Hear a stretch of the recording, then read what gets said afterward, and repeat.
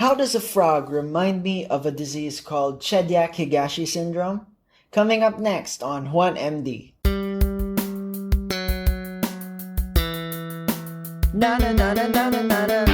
Hey guys, welcome to JuanMD. I'm Juan, I'm an MD, and on JuanMD I talk all about my life as a doctor and doing doctor stuff such as taking care of patients, studying, and making the most of my Juan life to live. Chediak-Higashi Syndrome is a disease where your white blood cells can't digest the bacteria that they engulf. See, white blood cells function by swallowing bacteria and merging these with lysosomes.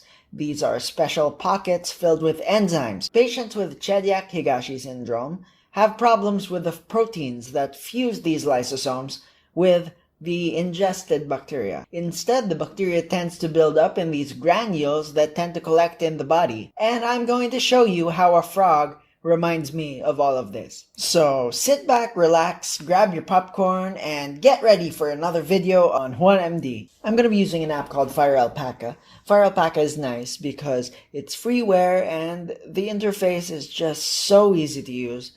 You can use it for drawing, you can use it even for note-taking.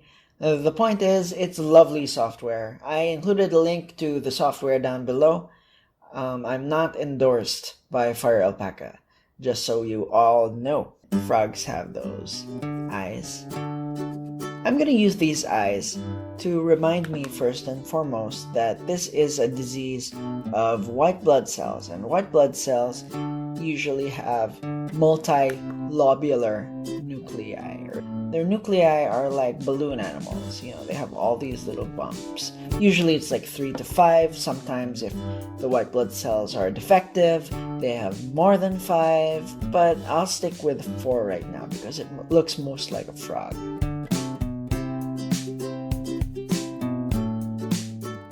The reason I think of a frog is because they are very popular in cartoons for swallowing flies. And when I think of frogs swallowing flies, I think of white blood cells swallowing bacteria. And let's draw his long tongue. His tongue is gonna miss, and that's important for this drawing. Let's move everything to the right, so I have more space for the tongue. Our friend looks kinda groggy. He's been hungry, hasn't been eating all this time.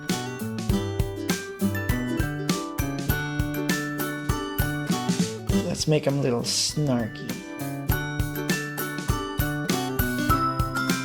I think we are good with our frog's basic features. Now it's time to color in this baby. Okay, let's start with our base.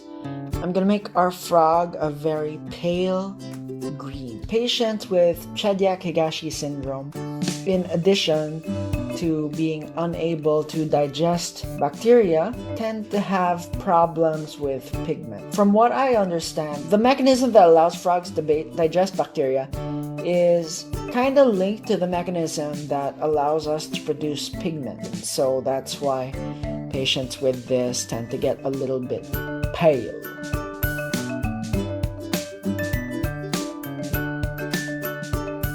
Now let's color his eyes white. Why white? So that it reminds us of white blood cells.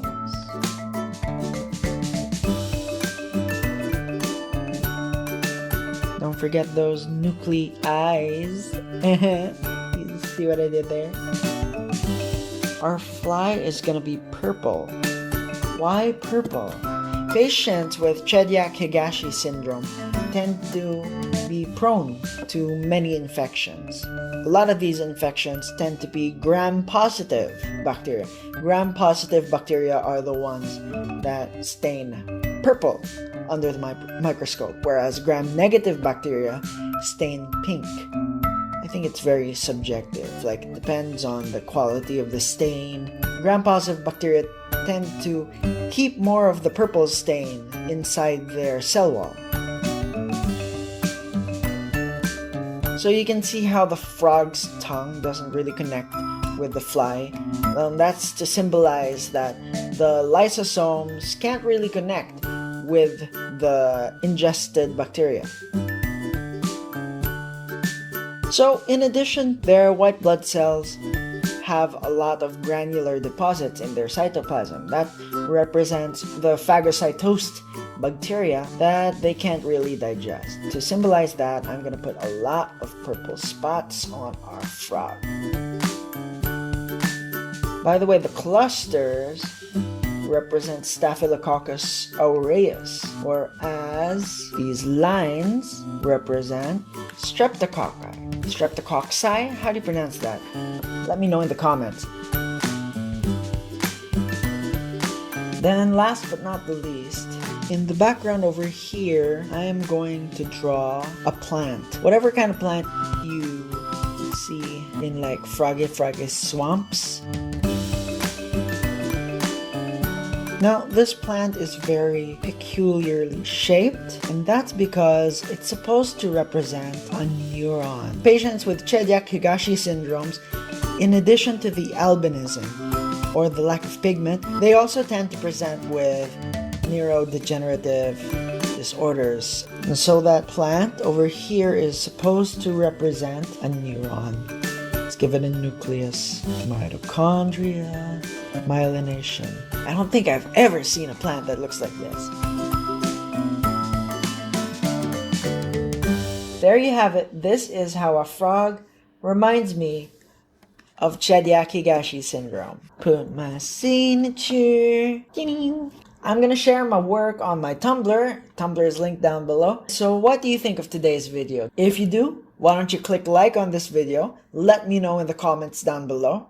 Let me know as well if you'd like me to talk about any other disorder or medical concept in a future video. Also, click on subscribe and hit the bell so that you can stay tuned for future updates. Before we end, it's time for the word of the day.